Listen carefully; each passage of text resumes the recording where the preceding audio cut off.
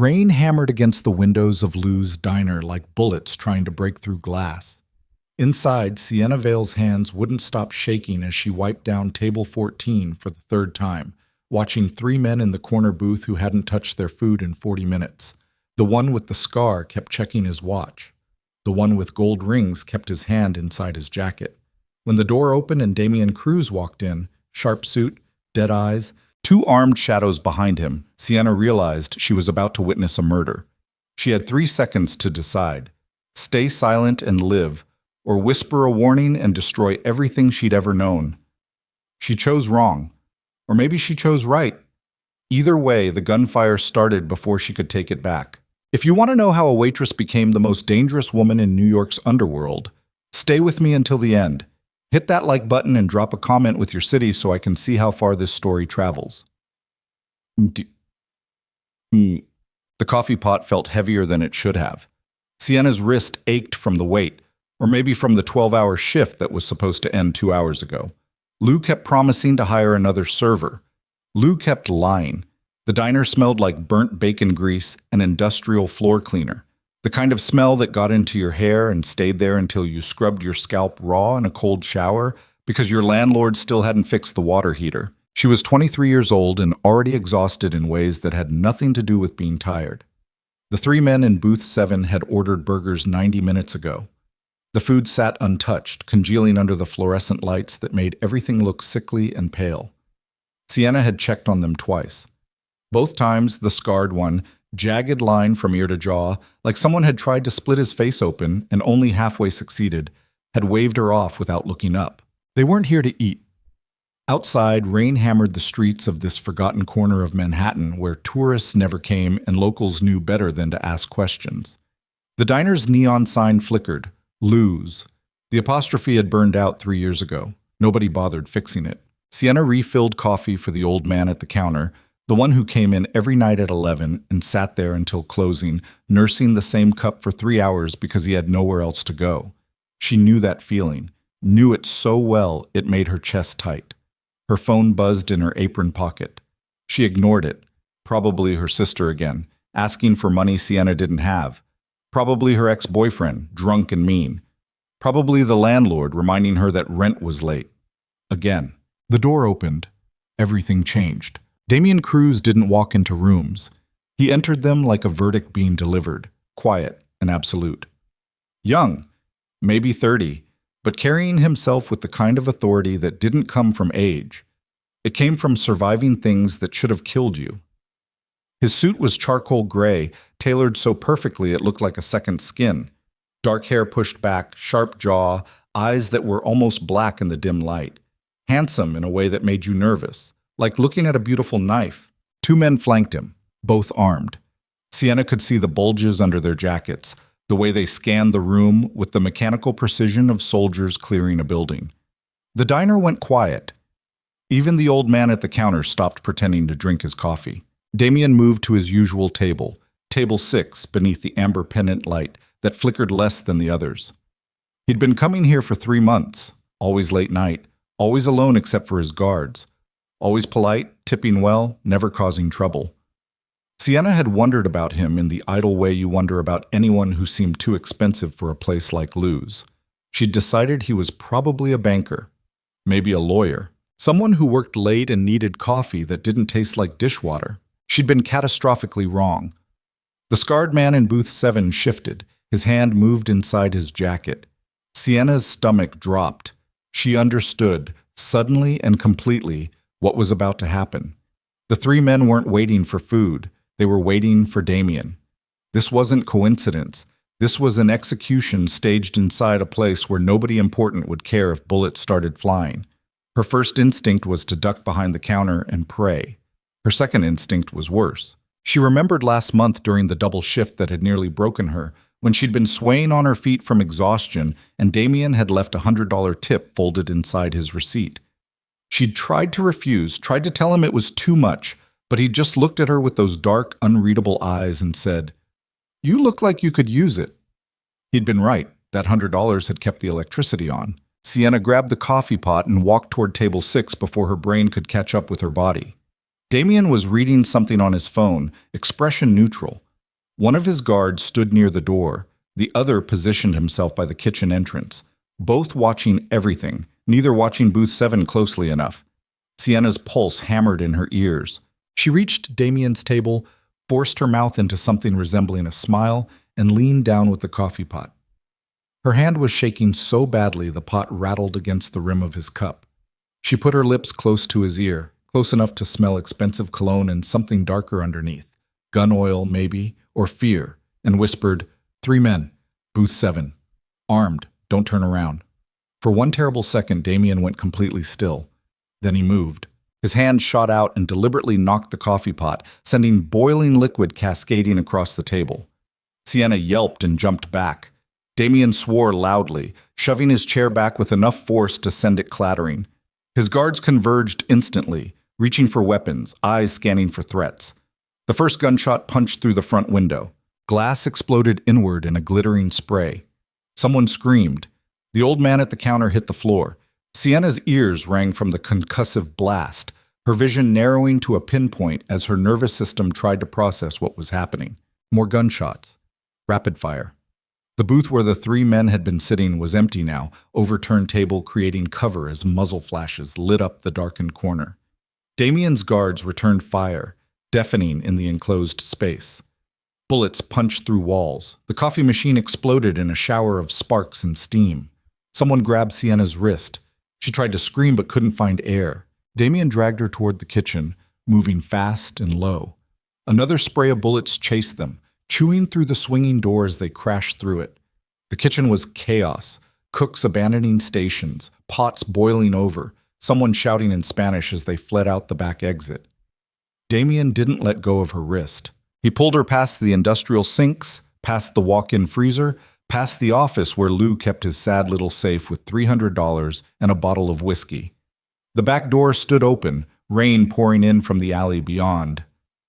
"Wait," Sienna tried to pull free. "I can't just—" "You're dead if you stay." Damien's voice was flat, factual. "Move." He shoved her through the doorway into the rain. The alley was narrow, dark, slick with oil and garbage. Thunder rolled overhead. Sienna's shoes, cheap sneakers with holes in the soles, skidded on wet pavement. Damien's hand stayed locked on her wrist like a handcuff. Behind them, more gunfire, shouting, the sound of heavy vehicles pulling up outside the diner. Damien pulled her around a corner into a wider street where a black SUV was already waiting, engine running, back door hanging open. One of his guards was behind the wheel. The other provided covering fire from beside the vehicle, muzzle flashes reflecting in puddles. "Get in." Damien released her wrist and physically lifted her into the back seat. Sienna's brain finally caught up. What the hell is happening? Later. He climbed in after her and slammed the door. Drive. The SUV lurched forward, tires screeching. Sienna twisted around to look through the rear window. The diner was lit up like a movie set, police sirens already wailing in the distance. People were running, blood streaked the sidewalk. She'd just left her entire life behind in under 60 seconds. The driver took corners too fast, throwing Sienna against Damien's shoulder. She pushed away, pressing herself against the opposite door, trying to put distance between them, even though the vehicle was too small for distance to mean anything. Who were they? Her voice came out thin, brittle. Why were they shooting at you? Damien didn't answer immediately. He was texting someone, fingers moving fast across his phone screen. His face was a mask, completely unreadable. Finally, he looked at her. "You saved my life," he said quietly. You warned me. 3 seconds earlier, and I'm dead on that floor." His eyes were very dark, very steady. "What's your name?" "Sienna." It came out as barely more than a whisper. "Sienna Vale." "Sienna Vale." He said it like he was memorizing it. "You work at that diner every night?" She nodded, still trying to process the fact that she was sitting in a speeding SUV with a man who'd just survived an assassination attempt. Her hands wouldn't stop shaking. She shoved them under her thighs to hide the tremor. "Family?" Damien asked. "A sister, Elena. She's 17. Sienna's stomach lurched. "Why are you asking about—" "Because they saw you." Damien's voice was gentle, which somehow made it worse. "The men in that booth. They saw you warn me. which means whoever sent them now knows you're involved. The words hit like a physical blow. Sienna shook her head, frantic. No, I'm nobody. I'm just a waitress. This isn't my world. It is now. Silence. Rain hammered the roof of the SUV. The driver navigated through side streets, avoiding main roads. Sienna watched the city blur past, familiar neighborhoods suddenly looking alien and hostile. I want to go home, she said. You can't. I have to check on Elena. I'll send someone. Damien was already texting again. Give me her address. I'm not giving you my sister's address. Sienna's voice cracked. I don't even know who you are. Damien looked at her for a long moment.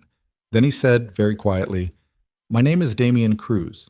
I run the Cruz Syndicate. We control shipping, construction, and certain financial operations throughout New York and New Jersey. He paused. The men who tried to kill me tonight work for the Constantine family. They've been trying to take my territory for 3 years. This was their latest attempt. The words hung in the air between them. Sienna felt cold despite the humid warmth inside the vehicle. You're a criminal, she said. Yes. A drug dealer. Among other things. She wanted to laugh, wanted to scream, wanted to open the door and throw herself out of the moving vehicle because anything would be better than sitting here listening to a mobster calmly explain why her life was over. Instead, she heard herself say, Elena. She's at 2847 Morrison Avenue, apartment 4B. If anything happens to her, nothing will happen to her. Damien's voice was firm. I'll have 2 men watching her building within the hour. She won't even know they're there. How long? Sienna's throat felt tight. How long until I can go home? Damien looked away, out the rain-streaked window. He didn't answer. The SUV pulled into an underground parking garage beneath a nondescript building in a neighborhood Sienna didn't recognize. The driver parked between 2 concrete pillars. Everything was gray and cold and echoing. Damien got out first, scanning their surroundings before nodding to Sienna. She climbed out on shaking legs, her waitress uniform, black pants, white shirt, coffee stains, suddenly feeling ridiculous and exposed. They took an elevator. Damien pressed his thumb against a biometric reader. The doors closed. Sienna watched the floor numbers climb. 7, 8, 9. Where are we going? She asked. Safe house. For how long? Until we figure out how deep this goes. The elevator opened into a hallway that looked like it belonged in an expensive apartment building. Hardwood floors, soft lighting, generic landscape paintings on the walls. Damien led her to a door at the end of the corridor and used another thumbprint scanner. Inside was an apartment that looked like a hotel suite designed by someone who didn't believe in personality. Everything was beige and gray and black. Modern furniture, no photographs, no books, no indication that anyone actually lived here. You'll stay here, Damien said. Kitchen stocked, bathrooms through there. Don't go near the windows. Sienna stood in the middle of the living room, arms wrapped around herself, feeling like she'd been dropped onto another planet. I have to work tomorrow, she said stupidly. Lou's expecting me. Lou's diner is a crime scene. You're not going back. I need that job. I have rent. I'll cover it. Damien's voice was matter of fact. Rent? Bills. Whatever you need. I don't want your money. Then what do you want? Sienna looked at him, really looked at him, and saw exhaustion beneath the expensive suit, saw the weight he carried, saw something that might have been loneliness if he'd let himself feel it. I want my normal life back, she said. That's not an option anymore.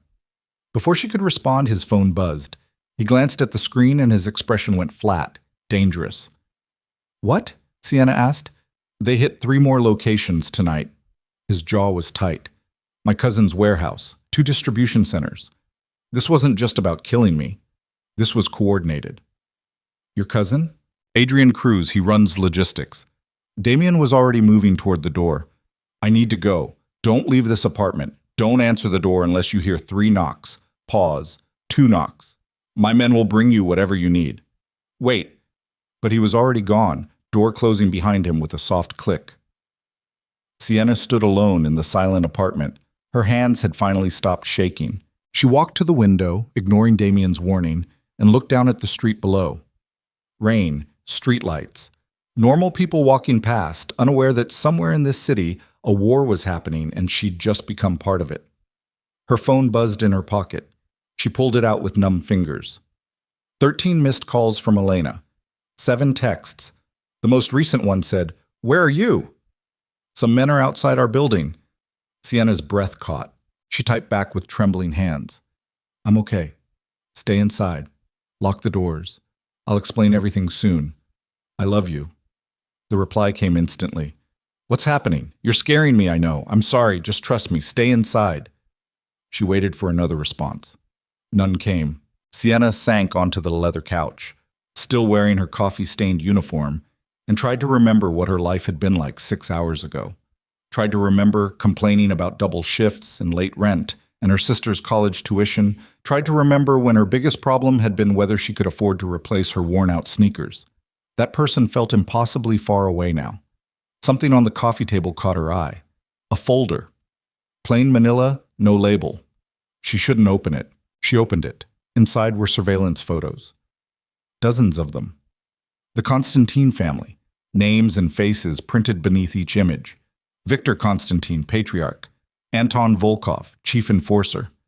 The scarred man from the diner stared up at her from a glossy print, his expression cold and clinical. There were financial documents, territory maps, lists of assets and weaknesses, and at the very bottom of the folder, a single page with a handwritten note. "Adrian's been making calls. Check his travel records. Something's wrong." The handwriting was sharp, angular. Damien's, she assumed. Sienna closed the folder and pushed it away, suddenly feeling sick. This wasn't a movie. This wasn't some glamorous crime drama where everything worked out and the hero walked away clean. This was real people killing real people over money and territory and pride. And she'd put herself in the middle of it. She thought about running, about walking out of this apartment and disappearing. New city, new name, new life.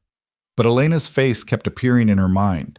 Elena, who still had 2 years of high school left. Elena, who wanted to be a doctor. Elena, who was counting on Sienna to keep them both afloat. If Sienna ran, they'd find Elena first. So she sat there in the silent apartment, wearing her coffee-stained uniform, and waited for whatever came next. Hours passed. The rain stopped. Dawn light started filtering through the windows. Sienna eventually fell asleep on the couch, still fully dressed, too exhausted to make it to the bedroom. She dreamed of gunfire and broken glass. When she woke, someone was knocking on the door. 3 knocks. Pause.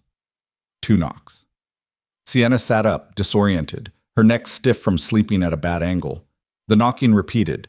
She stumbled to the door and checked the peephole. One of Damien's guards stood in the hallway, holding shopping bags. She opened the door. "Morning, miss." The guard was older, maybe 50, with gray threading through his dark hair. "Mr. Cruz asked me to bring you some things. Clothes, toiletries, food." He set the bags inside the doorway without entering. "Is he—" Sienna's voice was rough from sleep. "Is Damien okay?" "He's handling things." The guard's expression was carefully neutral. "You need anything else? There's a phone in the kitchen. Speed dial 1. Then he was gone. Sienna brought the bags inside and went through them mechanically. Jeans that were exactly her size, t-shirts, a jacket, underwear and socks, toothbrush, toothpaste, shampoo. Everything she'd need for an extended stay. Someone had gone to a lot of trouble very quickly. She showered, letting scalding water wash away the smell of gun smoke and fear. Changed into clean clothes, made coffee in the pristine kitchen. The apartment had a television. She turned it on, flipping to local news. The diner shooting was the lead story. Gang violence erupts in Manhattan, late-night restaurant. 3 dead, including the owner. Police are searching for witnesses. Lou was dead. Sienna sat down hard, the coffee cup nearly slipping from her fingers. Lou, who'd hired her when nobody else would, who'd let her pick up extra shifts when Elena needed new textbooks, who'd complained constantly but always made sure she ate something during her break. Dead. Because she'd whispered a warning, because 3 seconds had changed everything.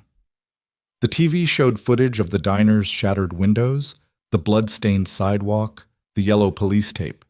Then it cut to a reporter interviewing neighbors who'd heard the shots but seen nothing useful. Nobody mentioned Sienna's name. That should have been comforting. Instead, it felt like erasure. She'd been there. She'd seen it happen. And now the official story would be written without her, as if she'd never existed at all. Her phone buzzed.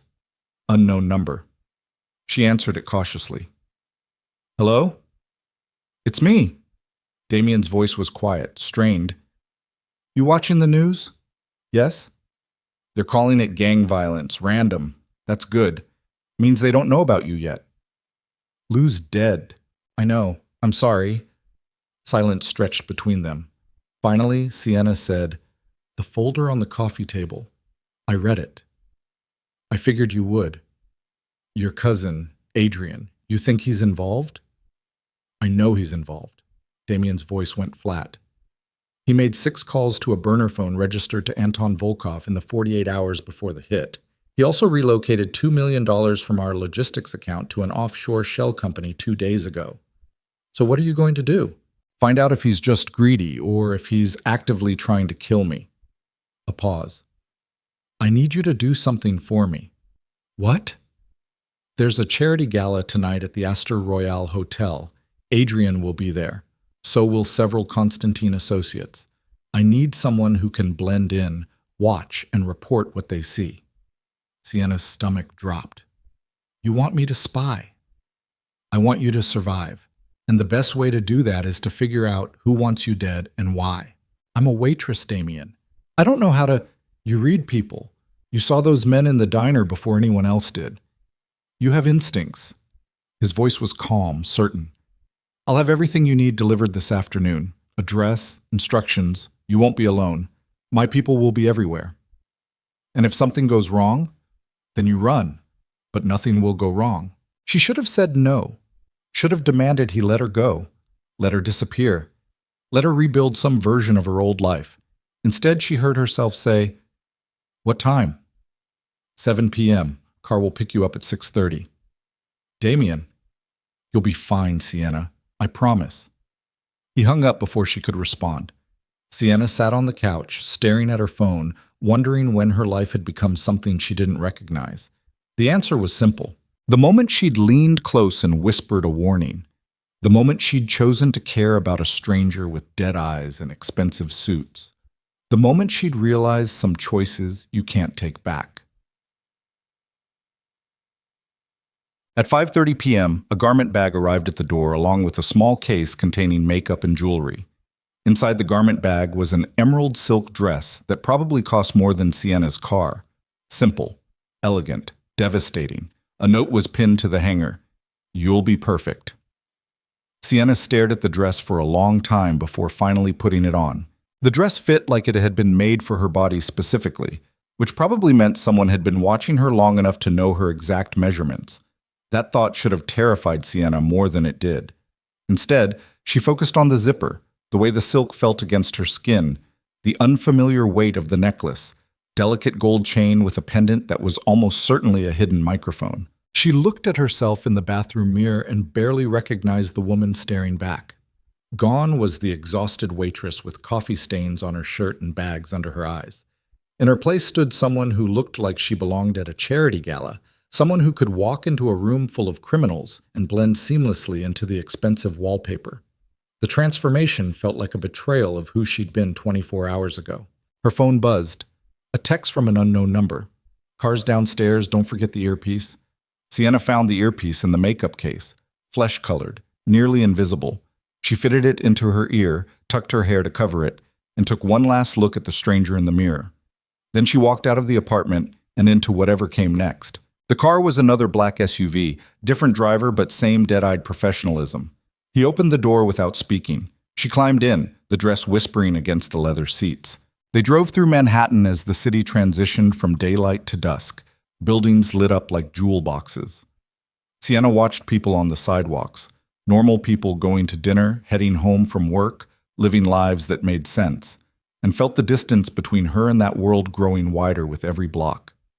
The earpiece crackled. Can you hear me? Damien's voice, quiet and clear. Yes. She kept her voice low even though the driver couldn't hear her through the partition. Good. When you arrive, go straight to the bar. Order champagne. Anton Volkov will be there, the scarred man from the diner. Don't approach him, just observe. See who he talks to, who he avoids. And your cousin? Adrian will find you. He always does. Something hard entered Damien's voice. Be careful around him. He's charming. That's what makes him dangerous. Where will you be? Watching. The connection went silent. The SUV pulled up to the Astor Royale Hotel, all gleaming glass and understated wealth. The kind of place where doormen wore better suits than most CEOs. Sienna's door opened. She stepped out onto red carpet, feeling like an imposter despite the dress, despite the jewelry, despite everything. Inside, the lobby was all marble and gold accents and people who moved through the world like they owned pieces of it. A woman in a headset directed her toward the ballroom, where the gala was already in full swing. The ballroom was enormous. Crystal chandeliers, floor-to-ceiling windows overlooking the city. A small orchestra played something classical that Sienna didn't recognize. Men in tuxedos, women in gowns that cost more than a year of her old rent. Waiters circulating with trays of champagne and hors d'oeuvres that looked like tiny pieces of art. Sienna's instinct was to find a corner and disappear. Instead, she walked to the bar with her spine straight and her face carefully neutral. Champagne, she told the bartender. He poured without comment, his movements practiced and efficient. Sienna took the glass and turned, using the mirror behind the bar to scan the room. There. Anton Volkov stood near the windows, deep in conversation with two other men. The scar on his jaw looked worse in the soft lighting, puckered and angry. He wore a tuxedo that didn't quite hide the fact that he was built like someone who hurt people for a living. Military posture, cold eyes that never stopped moving. Sienna's hand tightened on her glass.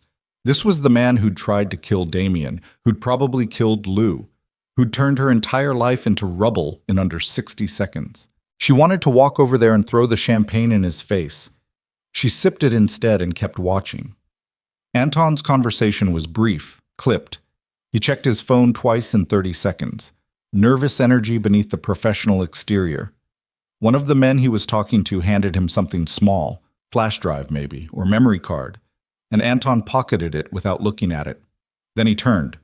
For one terrible moment, his eyes swept across the bar and locked directly onto Sienna. Recognition hit his face like a fist. Sienna's pulse spiked so hard she felt it in her teeth. Her first instinct was to run. Her second was to freeze. She did neither. Instead, she lifted her champagne glass toward him in a small, mocking toast. The audacity of it seemed to short-circuit Anton's brain. He stared at her, expression flickering between surprise and something that might have been respect. Then his hand moved toward his jacket and stopped. Because suddenly there were too many people between them. A small crowd of gala attendees drifted past, blocking the line of sight. By the time they cleared, Anton's hand was back at his side and his face was carefully blank. But he was still looking at her. Sienna's earpiece crackled. What the hell was that? Damien's voice was sharp. He saw me. I know he saw you. I told you not to. He was going to see me eventually, better on my terms. Silence. Then, you're insane. Maybe. Where's your cousin? 3 o'clock, blue tie. Sienna turned slightly and saw him. Adrian Cruz looked nothing like Damien. Where Damien was all sharp edges and controlled violence, Adrian was smooth, handsome in a way that felt calculated, like he'd studied what people found attractive and learned to perform it. Mid-30s, expensive haircut, smile that showed too many teeth. He was talking to a woman in a red dress, touching her elbow in a way that was just slightly too familiar, leaning in close to say something that made her laugh. Then his eyes found Sienna. His expression shifted, curiosity, calculation, interest. He excused himself from the woman and started walking toward the bar. Incoming, Sienna murmured. Remember, charming doesn't mean harmless. Adrian reached the bar and ordered a scotch, positioning himself close enough to Sienna that ignoring him would be obvious. I don't think we've met. His voice was smooth, practiced. Adrian Cruz. Sienna. She didn't offer her last name. Beautiful dress. Are you here with someone? Does it matter? He laughed. I suppose it doesn't. You're not one of the usual crowd. I'd remember you.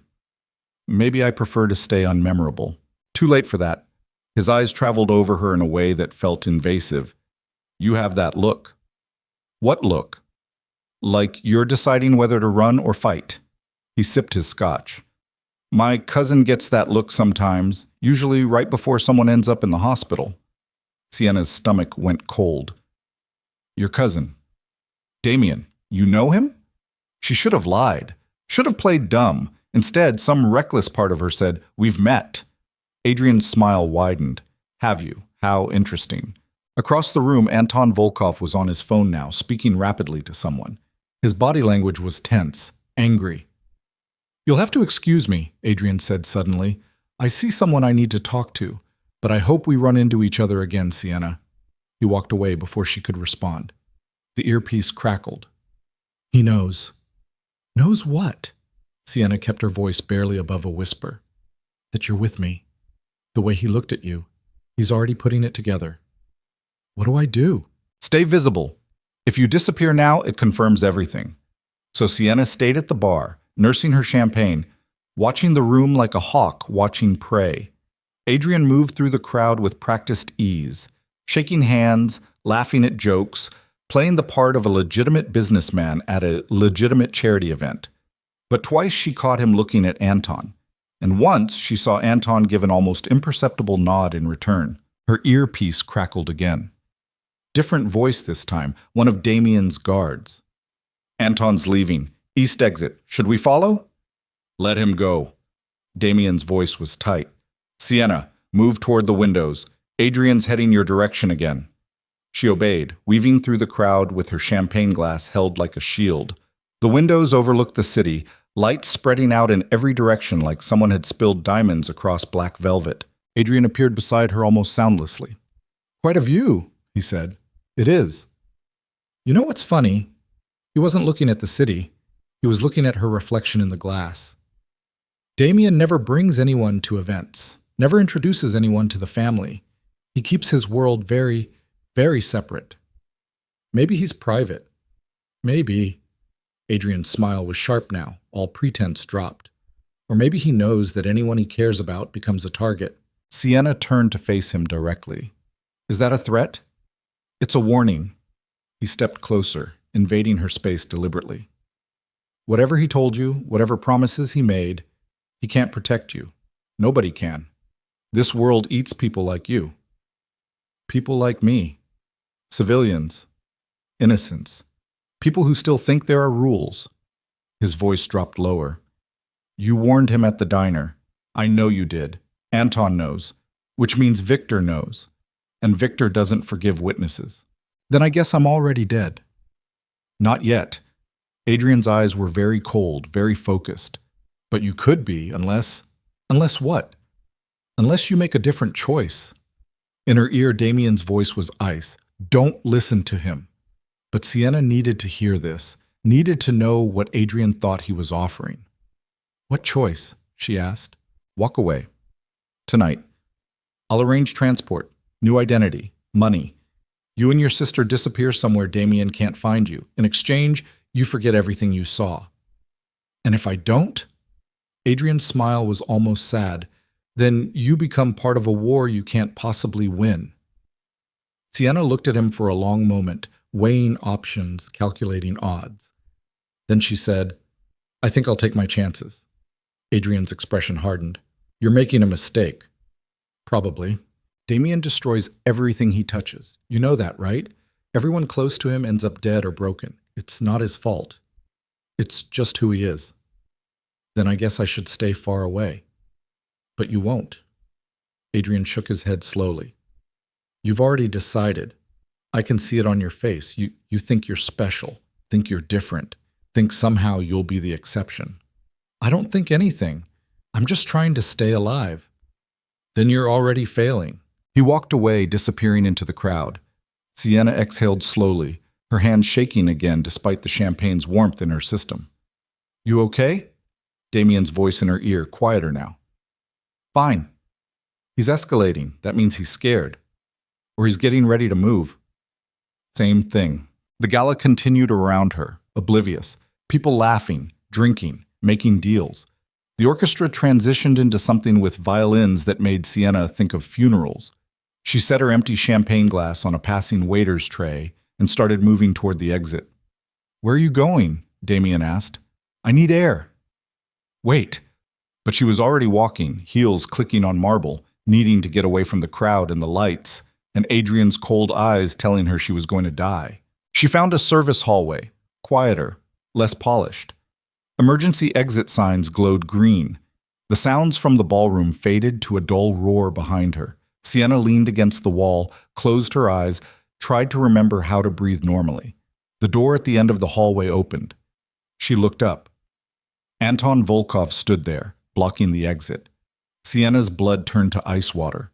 For 3 seconds, neither of them moved.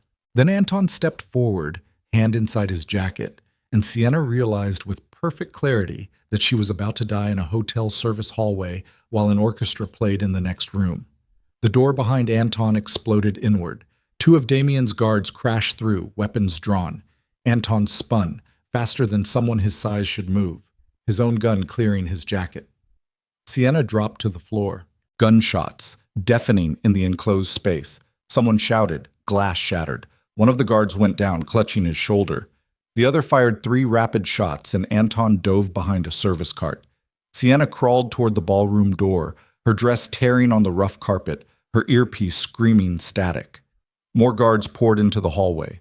Anton fired twice more and then ran, crashing through the emergency exit with alarms immediately wailing. Someone grabbed Sienna's arm and hauled her upright. Damien. He must have come through the ballroom entrance, moving faster than she thought possible. His face was a mask of controlled fury. Are you hurt? No, I don't think so. Good. He pulled her toward the ballroom. We're leaving, now. Back in the ballroom, chaos was spreading. The gunshots had been loud enough to carry through the walls. People were moving toward exits. Security was converging. Someone was shouting about calling the police. Damien dragged Sienna through a side door into a private elevator. He swiped a keycard and hit the button for the parking garage. The doors closed. Silence. Sienna's ears were ringing. Her hands wouldn't stop shaking. The dress that had made her feel powerful an hour ago now felt like a costume from a play she never auditioned for. He was waiting for me, she said. I know. Adrian told him where I'd be. I know. The elevator descended. Damien hadn't let go of her arm. This is a trap, Sienna said suddenly. All of it. The gala, Adrian, Anton, they're pushing you into something. Yes. So why are we playing along? Damien finally looked at her. His eyes were very dark, very tired. Because the only way to end this is to let them think they're winning. The elevator doors opened into the parking garage. The same SUV was waiting, engine running. They climbed in, and the vehicle peeled out before Sienna even got her door closed. Where are we going? She asked. Somewhere they won't find you. That's not an answer. It's the only answer I have right now. Sienna looked out the window, watching the city blur past. Her adrenaline was crashing, leaving her exhausted and shaky. The torn dress felt cold against her skin. Why didn't you tell me Anton would be there? She asked quietly. I didn't know for certain. Liar. Damien's jaw tightened, but he didn't deny it. You used me as bait, Sienna continued. You wanted to see if Adrian would give up my location. Yes. And he did. Yes. Which means he's actively trying to kill you. Yes. Sienna absorbed that. What are you going to do about it? What I have to. The SUV pulled into a different underground garage, this one beneath a building Sienna didn't recognize. They took a different elevator to a different safe house, this one more industrial, less pretense of comfort. Concrete walls, minimal furniture, windows covered with blackout curtains. Damien's guard swept the space while Sienna stood in the middle of the main room, still wearing the torn dress, still trying to process the fact that she'd almost died in a hotel hallway. Take the bedroom, Damien said. Get some rest. I'm not tired. You're shaking. She looked down at her hands. He was right. There are clothes in the closet, he continued. Should fit. You seem to know my size very well. I pay attention. Something about the way he said it made Sienna look at him more carefully. The exhaustion on his face wasn't just from tonight. It was deeper, older, the kind of tired that came from years of sleeping with one eye open. When did you last eat? She asked. I don't remember. Kitchen? Through there. Sienna moved past him and found a small kitchen area with a refrigerator stocked with basics. She pulled out eggs, cheese, vegetables, started cooking without thinking about it, falling back into the muscle memory of 1,000 diner shifts. Damien appeared in the doorway, watching her. "What are you doing?" "Making omelets. Sit down." "I'm not hungry." "Sit down." He sat. Sienna cooked in silence, the familiar actions calming her nervous system. Crack eggs, whisk, pour, flip. The omelet came together perfectly despite her shaking hands. She slid a plate in front of Damien and made a second one for herself. They ate without talking. Finally, Damien said, "You should have run when Adrian offered you the deal." "Probably." "Why didn't you?" Sienna pushed eggs around her plate. "Because he was lying. There is no deal, no safe exit. I'm already too deep. You could have tried. And gotten my sister killed." She met his eyes. "That's what would have happened, right? If I'd taken his offer, Elena would have ended up dead within a week. Leverage, insurance, whatever you want to call it." Damien didn't deny it. "That's what I thought," Sienna said quietly. They finished eating. Damien stood and took both plates to the sink, washing them with methodical care that felt out of place, coming from a man who probably had people to do that for him. "There's a war council meeting tomorrow morning," he said, not looking at her. "My father's people, the old guard. They want Adrian brought in for questioning. Will you do it?" "I don't have a choice anymore." "There's always a choice." "Not in this world." Sienna stood, walked over to where he was standing at the sink, and said, "Then maybe you're in the wrong world." Damien turned to look at her, and for just a moment his careful mask slipped. She saw the man underneath, younger than his years suggested, carrying weight that would have crushed most people, holding on to control with bloodied fingernails.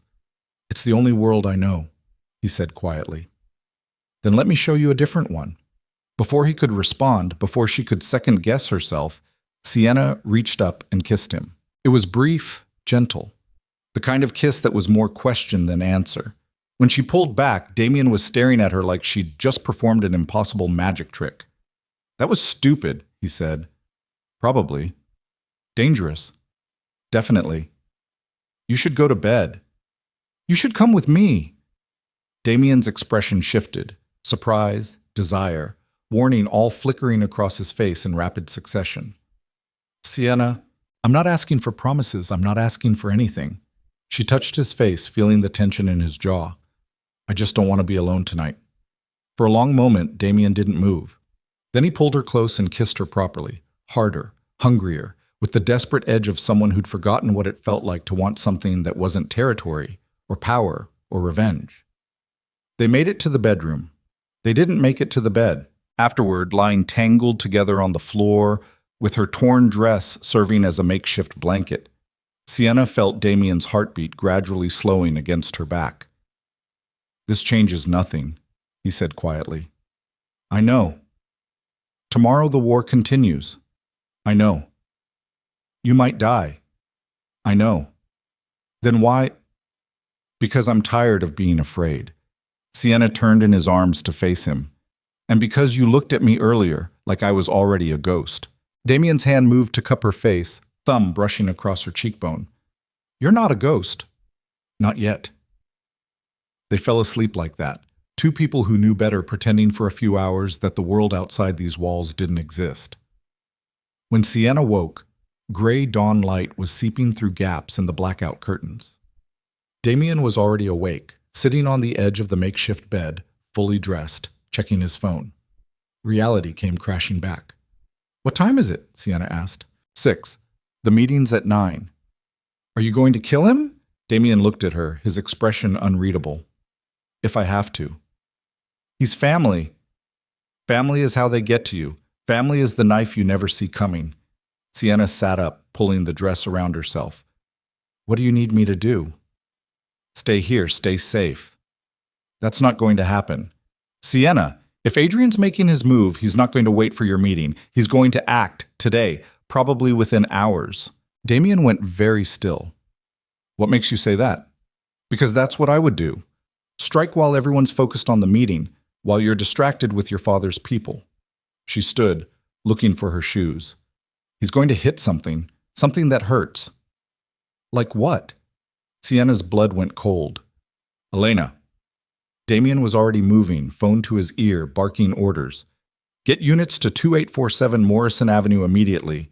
Full protection detail. Nobody in or out." But even as he said it, Sienna could see it in his face. They were too late. Her phone buzzed. Unknown number. She answered it with trembling hands. "Hello, Sienna." Adrian's voice was smooth, pleasant, like they were old friends catching up.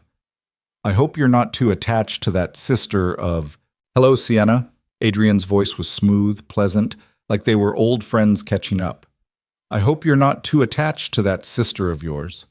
The phone nearly slipped from Sienna's hand. Damien was beside her instantly, his face gone white, pressing buttons to put the call on speaker. "Where is she?" Sienna's voice came out steady despite the way her entire body had started shaking. "Safe. For now." Adrian sounded almost bored. "She's a pretty girl. Smart, too. Kept asking about you the whole drive, very concerned.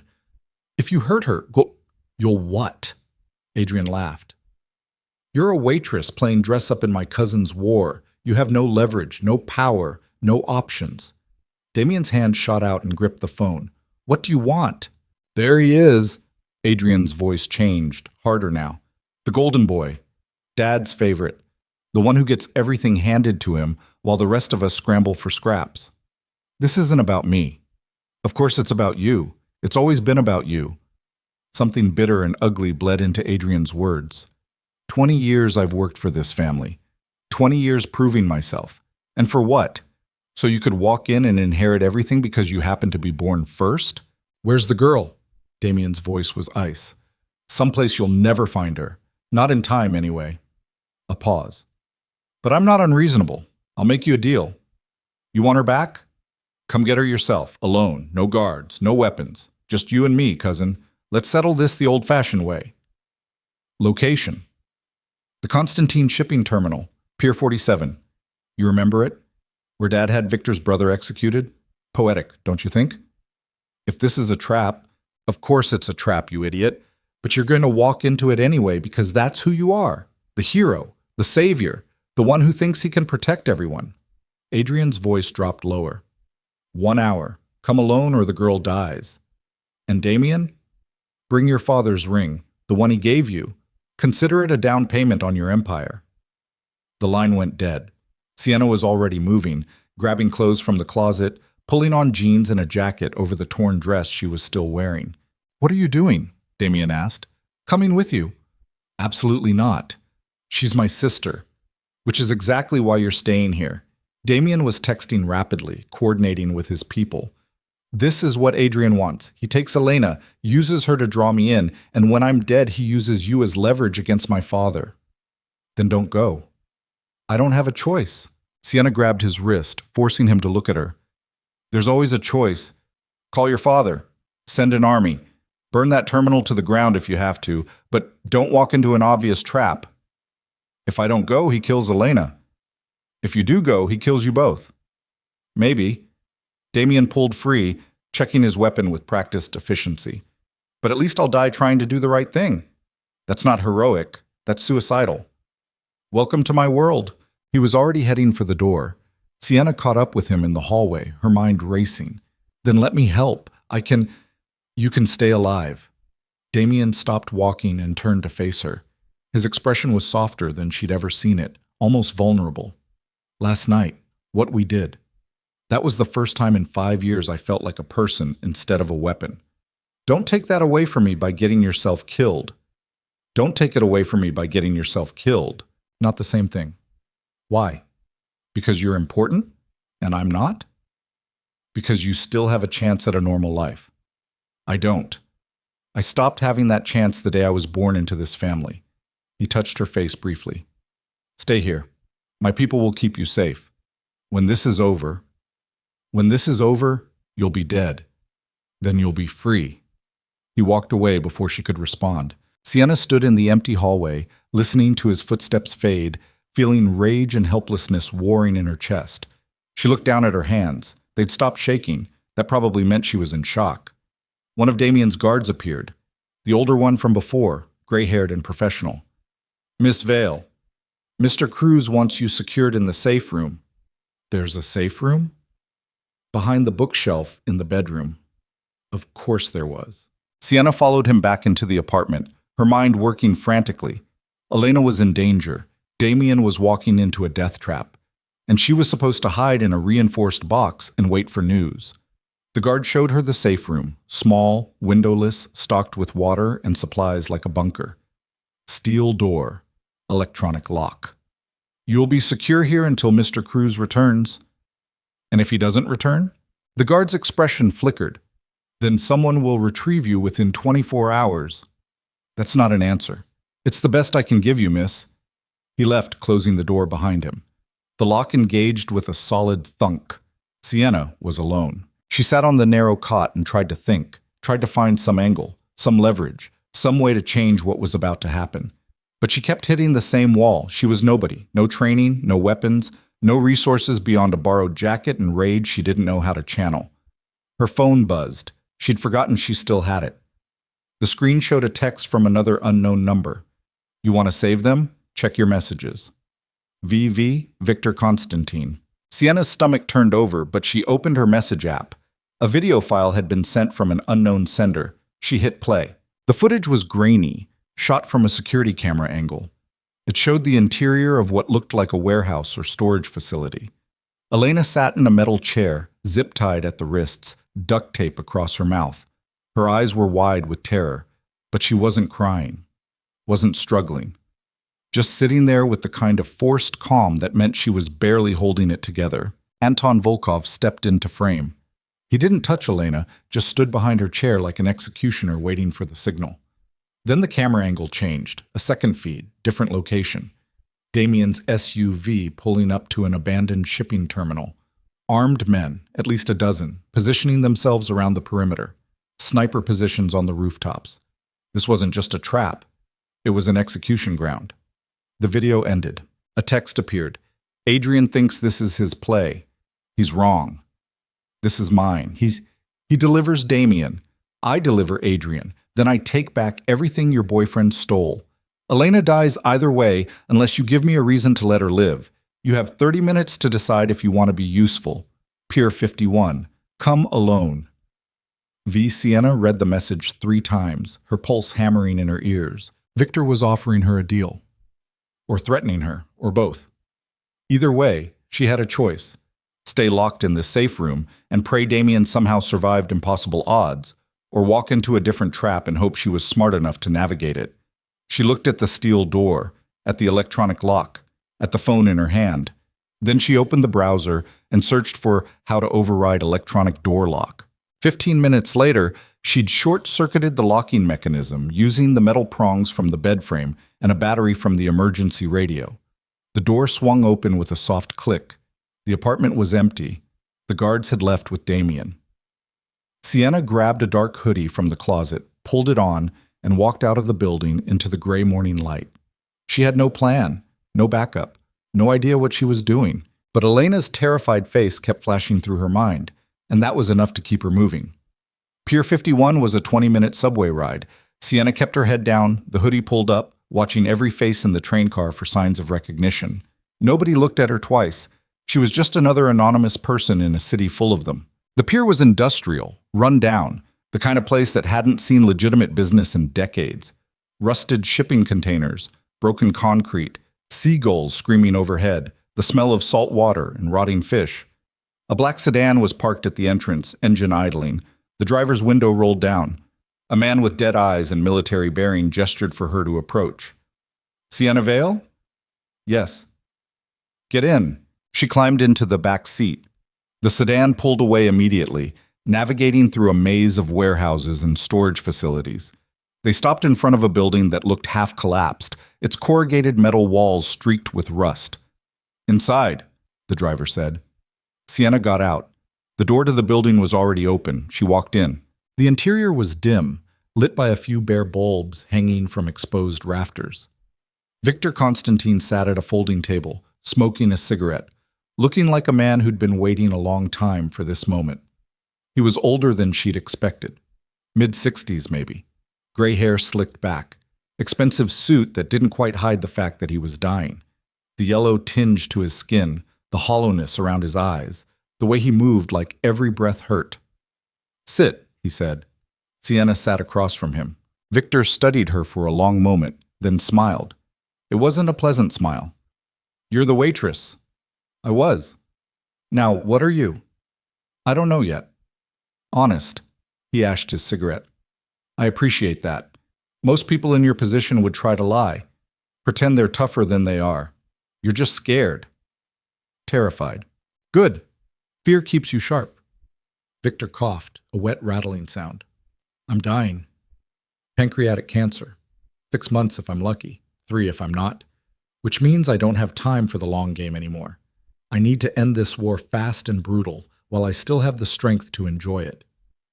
What does that have to do with me? Adrian contacted me 3 weeks ago.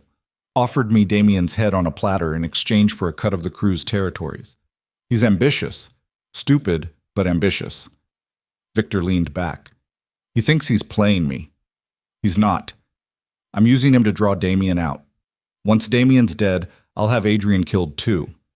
Then I'll absorb the crew's empire piece by piece while the old man grieves.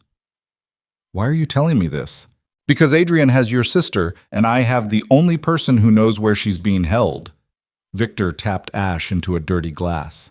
Anton, my enforcer, the man you've met twice now. He's been working with Adrian for months, feeding him information, setting up the logistics. He knows exactly where Elena is. Sienna's chest felt tight. So you want me to what? Torture it out of him? No, I want you to kill him. The words hung in the air like smoke. I can't. You can. Victor's voice was flat. Anton is at Pier 47 right now, providing sniper cover for Adrian's ambush. If you want your sister back, you put a bullet in his head before he can put one in Damien's. Then you make him tell you where Elena is. Simple. Nothing about this is simple. No, it's not. Victor slid something across the table. A gun. Small, black, deadly. But it's your only option. Adrian won't negotiate. Damien's walking into an execution, and I won't let Anton live long enough to testify about our arrangement. Sienna stared at the weapon like it was a snake. Why would you help me? I'm not helping you. I'm using you. Victor lit another cigarette. You kill Anton, you save Damien, Damien kills Adrian, I lose both my biggest liabilities in one night. Then I approach the Cruz family with a peace offering while they're weak and grieving. Everyone wins, except the people who die.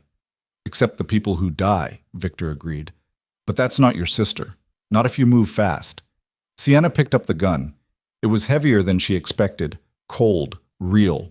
I don't know how to shoot. Point and pull. The weapon does the rest. Victor stood, moving slowly, like his bones hurt. My driver will take you to a position overlooking Pier 47. You'll have a clean line of sight to Anton's sniper nest. One shot, then you disappear. My people will extract you before Damien's guards arrive. And if I miss, then your sister dies and Damien dies and you probably die too. So don't miss. Victor walked toward the door, then paused. For what it's worth, I respect what you did. Saving Damien at the diner. That took guts. Stupidity, but guts. In another life, you might have been good at this. I don't want to be good at this. Nobody does. But here we are. He left. Sienna sat alone in the empty warehouse, holding a gun, feeling the weight of it in her hand, feeling the weight of the choice she'd just made. She thought about running, about dropping the weapon and walking away and letting these men kill each other while she disappeared into whatever life she could salvage. But Elena's face kept flashing through her mind. So she stood up, checked the gun's safety like she'd seen in movies, and walked back to the sedan. The driver took her to a rooftop 3 buildings away from Pier 47. From here, she could see the entire terminal spread out below. Shipping containers stacked like a maze, armed men positioned strategically, and in the center a small cleared area where Damien's SUV had just pulled up. The driver handed her a pair of binoculars. Northeast corner, 3rd floor of the red building. That's Anton. Sienna looked. Through the binoculars, she could see him. Anton Volkov, prone position, rifle aimed toward the clearing. Professional, calm, waiting for Damien to step into his crosshairs. Range is about 200 yards, the driver said. This weapon won't be accurate at that distance. You need to get closer. How much closer? 50 yards. Maybe less. Sienna lowered the binoculars. There's no way to get that close without being seen. There's a maintenance tunnel, runs under the pier, exits right beneath Anton's building. The driver pulled out a crude map. Here. You'll come up behind him, but you'll need to move fast. Damien's meeting starts in 10 minutes. Sienna took the map, studying it. The tunnel entrance was 2 blocks away, hidden behind a chain-link fence. "Why are you helping me?" she asked. The driver's expression didn't change. "I'm not. I'm following orders. Mr. Constantine wants Anton dead. You're the weapon he's using. Nothing personal." "Everything about this is personal." "Then you better make the shot count." He drove her to the tunnel entrance and left without another word. Sienna stood in front of the fence, looking at the dark entrance to the maintenance tunnel. Every instinct screamed at her to run, to call the police, to do anything except walk into that darkness with a gun in her hand and murder on her mind. But there was no time for better options. She climbed the fence and dropped into the tunnel. The space was narrow, barely 4 feet high, forcing her to crouch. Water dripped from rusted pipes. The smell was overwhelming, sewage and decay and something dead. Her phone's flashlight cut through the darkness but barely helped. Sienna moved forward, counting her steps, trying to match them to the map's crude measurements. The tunnel seemed to go on forever. Twice she thought she heard footsteps behind her and spun around, gun raised, heart hammering. Both times it was nothing. Finally, she saw light ahead. A metal ladder leading up to a hatch. She climbed. The hatch opened into a storage room filled with old equipment and cardboard boxes. Through the grimy window, she could see the pier, could see Damien's SUV, could see armed men moving into position. And through the opposite door, she could hear footsteps above her. Anton. 1 floor up. Floor. Sienna checked the gun again. Safety off. Round in the chamber. Her hands were steady now. She'd crossed some threshold where fear became focus. She moved to the stairs. Each step felt like walking toward the edge of a cliff. At the top was a hallway. At the end of the hallway, an open door. Through the door, she could see Anton's back.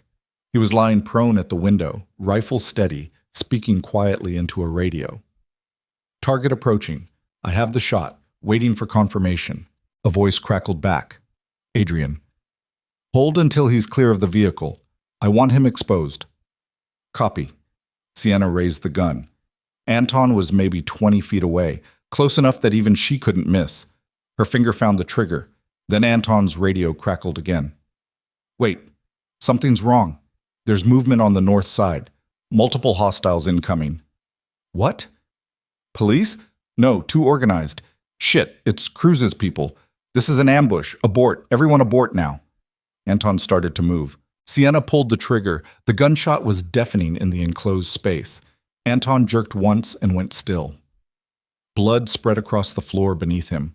Sienna stared at what she'd done, her ears ringing, the gun still raised. She'd just killed a man, shot him in the back, executed him. She felt nothing.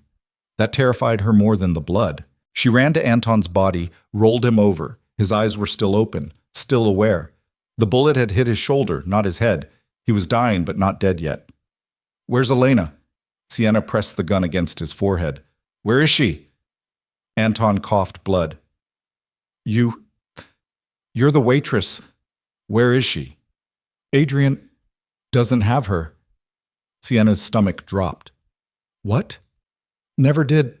It was a recording." Anton's breath rattled. "Old footage. From weeks ago." "You're lying." "Check. Your phone."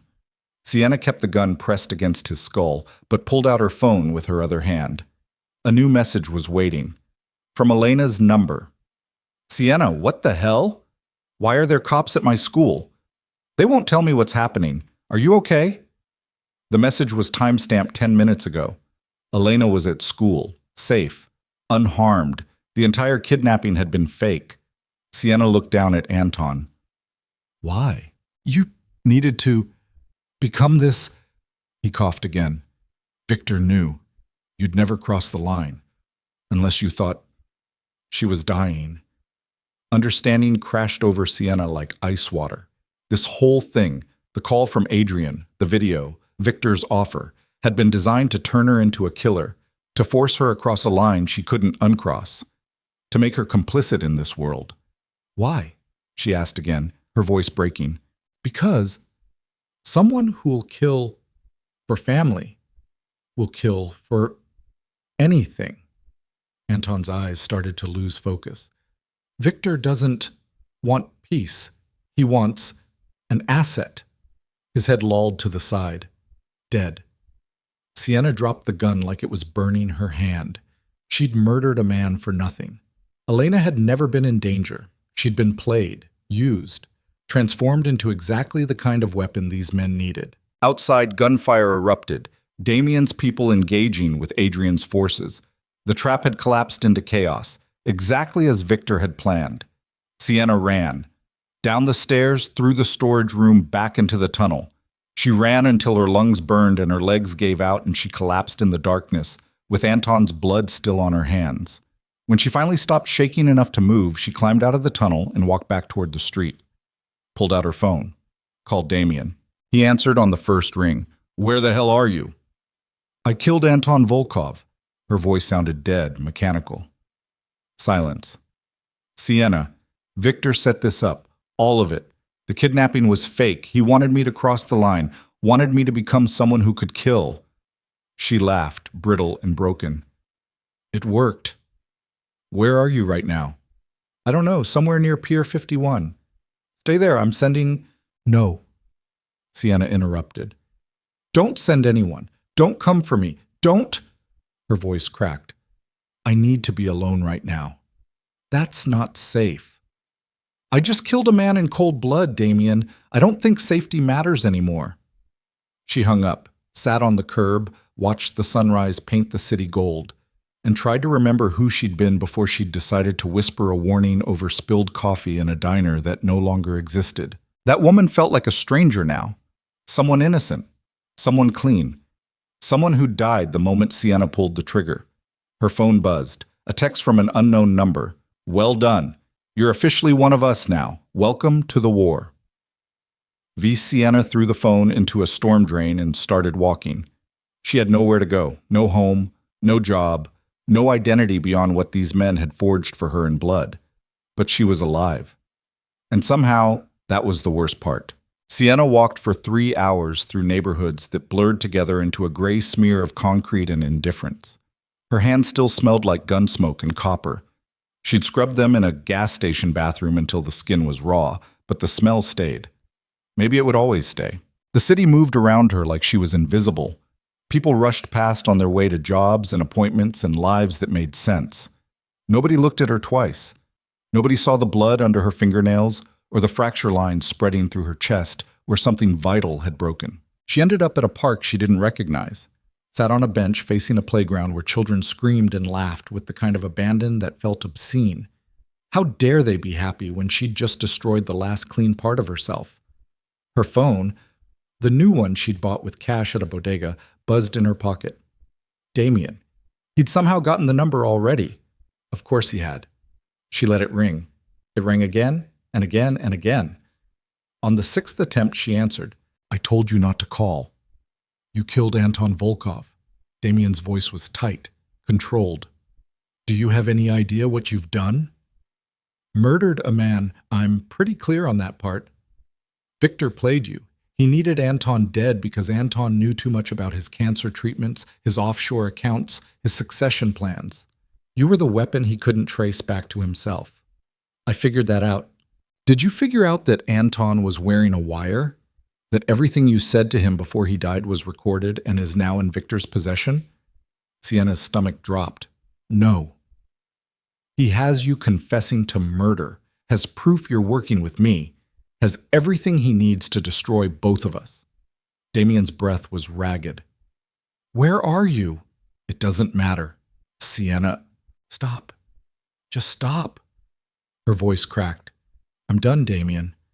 Whatever this is, whatever you think I am to you, I'm done. I killed someone.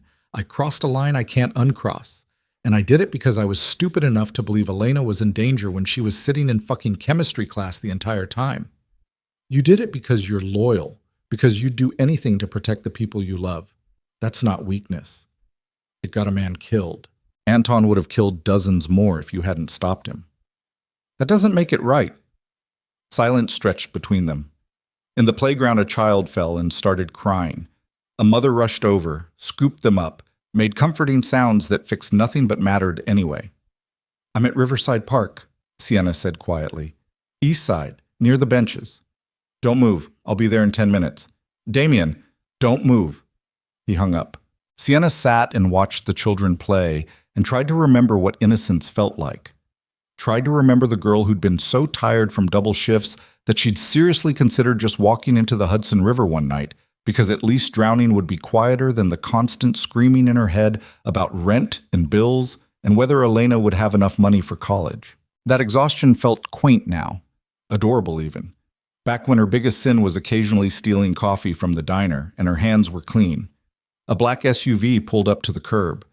Damien climbed out alone, no guards, no weapons visible. He looked worse than she'd ever seen him, bruised, exhausted. Something haunted behind his eyes that hadn't been there before.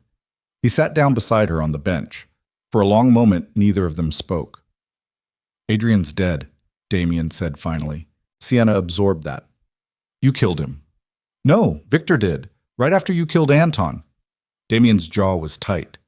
Turns out Victor had been planning this for weeks. Adrian thought he was making a deal. Victor was just cleaning house, used Adrian to draw me out, used you to kill Anton, then had Adrian executed before he could talk. So we're both loose ends now. Yes. What happens to loose ends in your world? They disappear. Damien turned to look at her.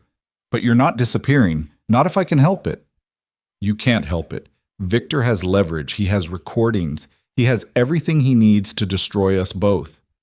Then we destroy him first, Sienna laughed, brittle and broken. With what? I'm a waitress who killed one person and immediately had a breakdown. You're a mob boss who just lost his cousin and half his territory. We have nothing. We have each other. That's not enough. It has to be. A jogger passed by, earbuds in, completely oblivious to the two people discussing murder and revenge on a park bench. The normalcy of it felt absurd. There's a meeting tonight, Damien said. The 5 families, emergency council, Victor called it. He's going to present evidence of Adrian's betrayal, consolidate power while everyone's reeling, and position himself as the new head of the coalition. And us? He'll probably have us both killed before dessert. Damien pulled out his phone and showed her a photo. This is the venue, the old Marquis Hotel in Tribeca, neutral territory, heavy security, impossible to breach. So we're dead. Not yet. Damien swiped to another photo. This is the building's original blueprint, from 1924. There's a service tunnel that was sealed in the 70s during renovations. But it's still there. Runs from the basement parking garage directly to the kitchen. Sienna looked at him. You want to ambush a meeting of the 5 most powerful crime families in New York. I want to expose Victor for what he is before he can do it to us. That's insane. Probably. We'll die. Maybe. Definitely. Damien put the phone away. His hands were steady, but Sienna could see the exhaustion radiating off him in waves. He hadn't slept, hadn't eaten, was running on adrenaline and desperation. I have copies of Victor's financial records, he said. Proof he's been embezzling from the Constantine territories for years. Proof he ordered the hit on my uncle in 2019. Proof he's been running guns to cartels in Mexico without the council's approval. He paused. And I have Anton's actual final words. The real recording. The one where he confesses Victor set up both of us. How? Anton's partner, another enforcer, guy named Dmitri. He was listening on a secondary channel. Recorded everything. Victor doesn't know the copy exists. Sienna's pulse quickened despite herself. So we have leverage. We have a chance. A small one, but a chance. She looked at her hands, still stained, still wrong. If we do this, she said slowly, if we walk into that meeting and accuse Victor Constantine of murder and embezzlement in front of the 5 families, we're painting targets on our backs for the rest of our lives. However short that ends up being. I know. Elena will never be safe. I'll never be safe. You'll never be safe. I know. So why do it? Damien was quiet for a long time. When he finally spoke, his voice was raw. Because I'm tired of being afraid. Because Victor turned you into something you never wanted to be, and he needs to pay for that. Because if we don't fight back, we're already dead. We just haven't stopped breathing yet. Sienna thought about Anton's blood spreading across the floor. Thought about the cold weight of the gun in her hand. Thought about the moment she'd pulled the trigger and felt nothing. She thought about Elena, safe at school, unaware that her sister had become a killer. She thought about Damien, exhausted and haunted and still trying to protect her. And she thought about Victor, smoking his cigarette, smiling his terrible smile, telling her she was useful now. "What time's the meeting?" she asked. 8 p.m. That gives us 6 hours. To do what? Sienna stood up. Her legs were steadier now. The numbness was hardening into something sharper, colder, something that scared her but also felt right. To become people who can walk into a room full of killers and walk back out alive. Damien stood too. "You're sure about this?" "No, but I'm doing it anyway." They walked back to the SUV together. Sienna climbed in and let Damien drive them toward whatever came next. She didn't ask where they were going. It didn't matter. She'd already crossed the line that separated before from after. There was no going back. They ended up at a warehouse in Red Hook that looked abandoned but wasn't. Inside were 3 of Damien's most trusted people. The gray-haired guard from before, a woman with cold eyes and military bearing, and a tech specialist who looked barely 20. "This is Sienna," Damien said. "She's with me. Whatever she needs, you give her." The 3 of them looked at Sienna with professional assessment, sizing her up, deciding if she was worth protecting or just another civilian who'd get them killed. The woman spoke first. "I'm Kara, former Marine, 8 years with cruise security. You ever been in a firefight?" "No." "Ever killed anyone before today?" "No." Kara's expression didn't change. "Then you're a liability." "Probably." "You planning to freeze when bullets start flying?"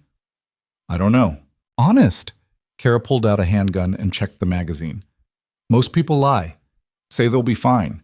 Then they freeze and get everyone killed." She held out the weapon. "This is a Glock 19, 15 rounds, safety here. Aim center mass and squeeze. Don't pull. You remember that?" Sienna took the gun. It felt heavier than Anton's had. More real. "Center mass, squeeze." "Good. Marcus will teach you how not to shoot yourself in the foot. You have 2 hours." The next 2 hours were brutal. Marcus, the gray-haired guard, ran her through basic weapons handling with the kind of patient intensity that suggested he'd trained a lot of people who were about to die. Stance, grip, breathing, sight alignment. He made her practice drawing from a holster 50 times until the motion felt almost natural. Made her practice reloading until her fingers stopped fumbling. "You're not going to be good at this," he told her bluntly. 2 hours doesn't make you a soldier, but it might keep you alive long enough to matter. "What are my odds?" "Of surviving tonight? Maybe 30%. "That's optimistic." "I'm an optimist." Marcus showed her how to clear a malfunction. The real question is whether you can pull the trigger when it counts. Not on someone from 200 yards away. Not someone who's already dying. Can you look someone in the eyes and end them? Sienna thought about Anton, about the moment before she'd fired. "I don't know." "Then you better figure it out in the next 4 hours." While Sienna trained, Damien worked with the tech specialist, a kid named Jesse, who spoke in rapid-fire sentences and typed like the keyboard had personally offended him. "I'm into the marquee security system, cameras, alarms, access logs. I can give you a 3-minute window when the tunnel door will show as locked on their system, but actually be open." 3 minutes? "Best I can do without triggering alerts. After that, you're on your own." Damien studied the blueprint spread across the table. "How many guards at the service entrance?" 2, maybe 3. They rotate every hour. And in the kitchen? 4 staff, all vetted by Victor's people. They'll be armed. So we breach the tunnel, neutralize the guards, fight through the kitchen, and crash a meeting of the 5 most dangerous men in New York. Damien's laugh was dark. Simple. "You could not do this," Jesse said quietly. "Could disappear. New identities. I can have you both ghosts by midnight. And live the rest of our lives looking over our shoulders? Better than dying tonight." Damien looked over at Sienna, who was practicing mag changes under Marcus's critical eye. She was getting faster. Still clumsy, still obviously new, but committed in a way that suggested she'd cross whatever line needed crossing. "We're doing this," Damien said. Jesse sighed. "Then you're both crazy." "Probably." At 6 p.m., they stopped training. Sienna's hands were sore from gripping the weapon. Her ears rang from the suppressed gunshots Marcus had let her fire at paper targets. She'd hit center mass maybe 60% of the time. The other 40% had gone wild. That's actually not terrible, Marcus admitted, for someone with 2 hours of training. Will it be enough? Guess we'll find out. Kara brought her different clothes. Black tactical pants, dark shirt, light body armor that felt heavy and constrictive. This won't stop a rifle round, but it'll keep you alive through most handgun calibers. Maybe. Inspiring. I'm not here to inspire. I'm here to keep you functional long enough to accomplish the mission. What is the mission? Kill Victor? Survive. Everything else is secondary. They ate protein bars and energy drinks that tasted like chemicals. Nobody talked much. The warehouse had the tense, quiet energy of people preparing for violence. Weapons checked, equipment secured, final adjustments made to plans that probably wouldn't survive first contact with reality. Damien pulled Sienna aside. Last chance to walk away. You keep saying that. Because I mean it. You can still leave, disappear. I'll make sure Elaine is protected. You'll never have to see me again. And you? I'll do what I have to do, which is die trying to take down Victor. Probably. Sienna reached up and touched his face. He looked so tired, so worn, like a man who'd been carrying the weight of the world for so long he'd forgotten what it felt like to put it down. I'm not leaving, she said. Why? Because Victor made me into this. Made me into someone who can kill. And if I'm going to be that person, I'm going to be that person on my terms, not his. Damien pulled her close and kissed her. It was desperate, fierce, tasting like fear and resignation and the knowledge that this might be the last time. When they pulled apart, his eyes were very dark. If this goes wrong, it will. And we get separated, don't try to find me. Just run. Get out of the city. There's a safety deposit box at Chase Bank under the name Sarah Mitchell. Keys in my jacket. Inside is $50,000 cash, new identity documents, and a phone number. Call it. They'll help you disappear. I'm not leaving you. You might not have a choice. At 7:30, they loaded into 2 vehicles. Damien, Sienna, and Marcus in the lead SUV. Kara and 3 other guards in the follow vehicle. Jesse stayed behind, monitoring their progress through hacked security feeds and radio chatter. The drive to Tribeca was surreal. Friday night traffic. People heading to dinner and shows and dates. Normal lives continuing while Sienna sat in the back of an SUV wearing body armor and checking the magazine in her Glock for the 100th time. Marcus noticed. It's still loaded. I know. Checking won't change that. I know. You scared? Terrified. Good. Scared keeps you sharp. It's when you stop being scared that you get sloppy. They parked 3 blocks from the Marquis Hotel in an alley that smelled like garbage and rain. The second SUV pulled in behind them. Everyone climbed out, weapons concealed beneath jackets and coats. Jesse's voice crackled through their earpieces. Security rotation in 90 seconds. Tunnel entrance is clear. They moved fast and quiet through the darkness. The tunnel entrance was behind a dumpster, hidden beneath a rusted grate that looked like it hadn't been touched in decades. Marcus pried it open with a crowbar. The smell that wafted up was overwhelming, mold and stagnant water and decay. Ladies first, Kara said dryly. Sienna climbed down into the darkness. The tunnel was worse than the one at the pier, narrower, wetter. Things skittered in the shadows just beyond her flashlight's reach. She forced herself to keep moving, following the crude map Jessie had sent to her phone. Behind her, she could hear the others descending. Damien's breathing, Marcus's steady footsteps, the quiet clink of weapons and equipment. They moved through the tunnel in single file.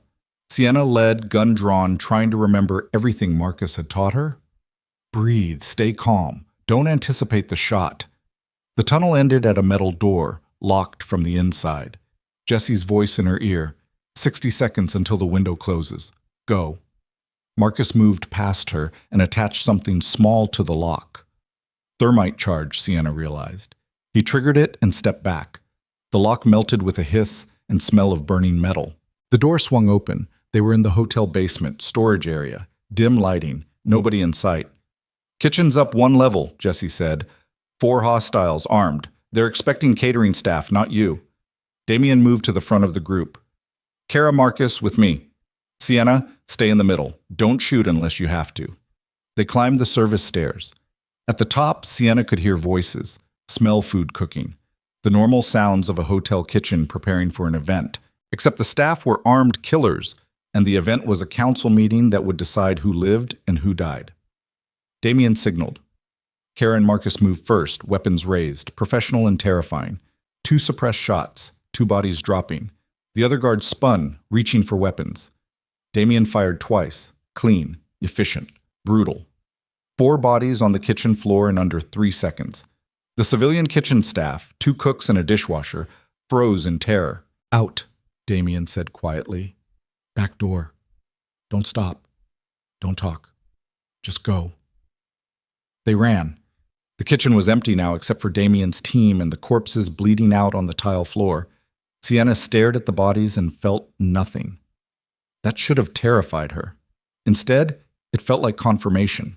She really had become this. Council chambers through those doors, Jesse said. 8 people inside. Victor, the 4 family heads, and their personal guards. Another 12 hostiles in the hallway outside. So we're outnumbered 4-1. More like 5-1 if you count Sienna. Thanks, Sienna muttered. Damien checked his weapon. We go in fast. I do the talking. Victor will try to have us killed immediately. That's when Kara and Marcus engage. Sienna, you stay behind me. Don't move unless I move. What if you get shot? Then you run. Not happening. Sienna, not happening. Damien looked at her for a long moment. Then he nodded. Okay. Then we live or die together. He pushed through the kitchen doors into the service corridor. The council chamber was at the end, massive double doors, 2 guards stationed outside. They saw Damien approaching and reached for their weapons. Kara dropped both with headshots before they could clear leather. The doors burst open and more guards poured out. The corridor exploded into gunfire. Sienna dropped behind a room service cart as bullets punched through walls. Marcus was firing methodically, controlled bursts. Kara moved like liquid death. Damien advanced with cold precision. Sienna's hands were shaking, but she forced herself to lean around the cart and fire. The Glock kicked harder than she expected. Her first 3 shots went wide. The 4th caught a guard in the shoulder. He spun and fell. More guards. More gunfire. The air filled with smoke and the smell of cordite. Someone screamed. Marcus grunted and went down, blood spreading across his leg. Kara dragged him behind cover and kept firing. Damien reached the council chamber doors and kicked them open. Everyone stop or Victor dies.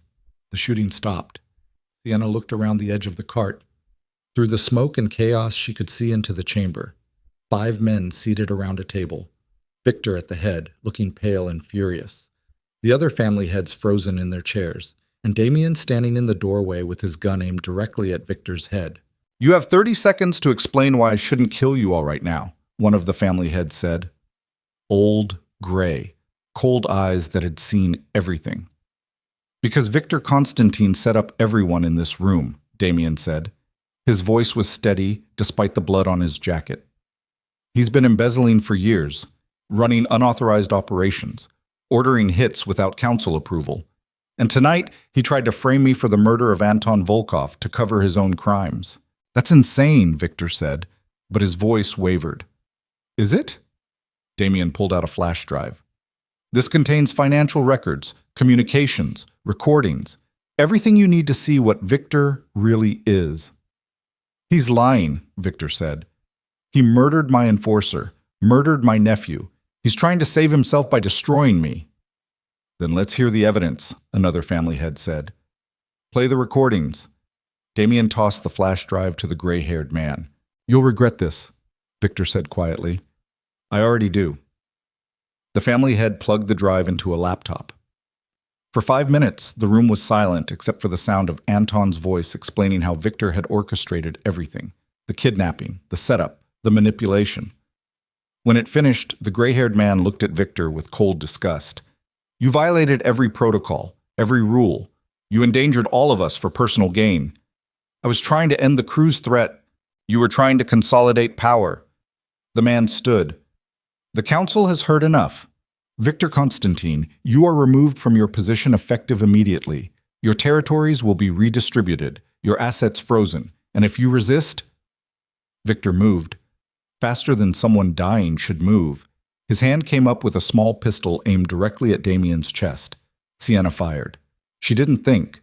Didn't aim carefully, just raised the Glock and pulled the trigger 3 times. All 3 rounds hit Victor's center mass. He fell backward, the pistol clattering from his hand, blood spreading across his expensive suit. The room erupted into chaos, guards rushing in, weapons drawn, shouting, someone screaming for a doctor.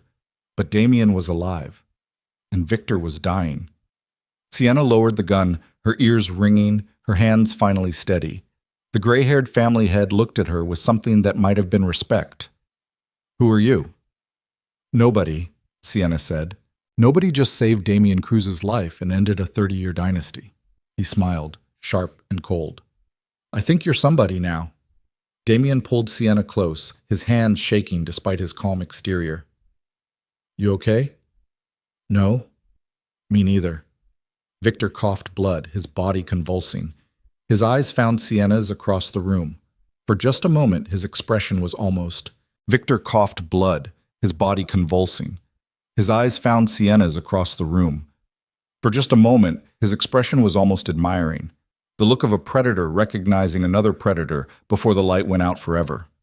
Then he was gone. Sienna stood frozen, the Glock still raised, smoke curling from the barrel. The weight of what she'd done settled over her like concrete. 2 men dead by her hand in the span of 12 hours. That wasn't self-defense anymore. That wasn't survival. That was who she'd become. The gray-haired family head, Castellano, she heard someone call him, walked over to Victor's body and checked for a pulse. Found none. He straightened and looked at Damien with the calculating assessment of someone deciding whether to order execution or extend alliance. "Your woman has fire," Castellano said. "She's not my woman. She's her own." "Even better." Castellano gestured to his guards.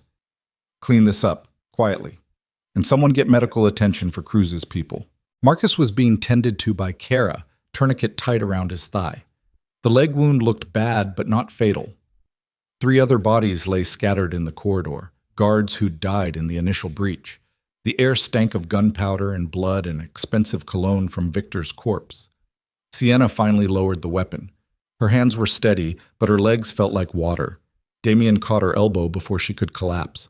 "Breathe," he said quietly. "I'm breathing."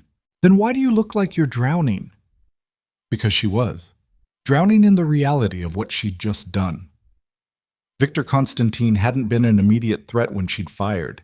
He'd been a dying old man making one last desperate play. She could have shot the gun from his hand, could have aimed for his shoulder, could have hesitated long enough for Damien's guards to intervene. Instead, she'd put 3 rounds in his chest without thinking twice. "I need air," she said. Damien nodded to Kara. "Take her outside. Side exit. Keep her out of sight." Kara holstered her weapon and guided Sienna through a service door into a narrow alley. The cold night air hit like a slap. Sienna bent over, hands on her knees, trying not to vomit, trying not to scream, trying not to do anything except breathe and keep the pieces of herself from scattering across the pavement. "First time's always the hardest," Kara said, not unkindly. "Second time.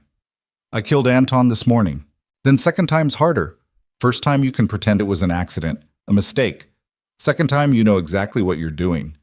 Kara lit a cigarette, offered one to Sienna. "You want one?" "I don't smoke." "You kill people now. Smoking's not that big a leap." Sienna took the cigarette. Kara lit it. The smoke burned her throat, but it gave her something to focus on besides the image of Victor's body hitting the floor. "Does it get easier?" Sienna asked. "No. You just get better at living with it." "That's not comforting. It's not supposed to be." They stood in silence, smoking.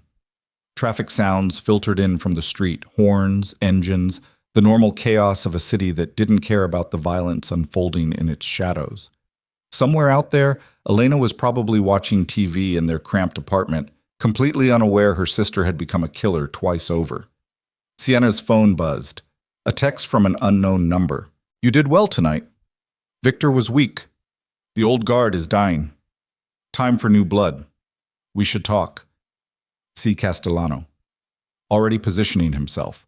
Already seeing opportunity in the power vacuum. Sienna deleted the message without responding. Kara noticed. They're going to come for you now. All of them. Castellano. The other families.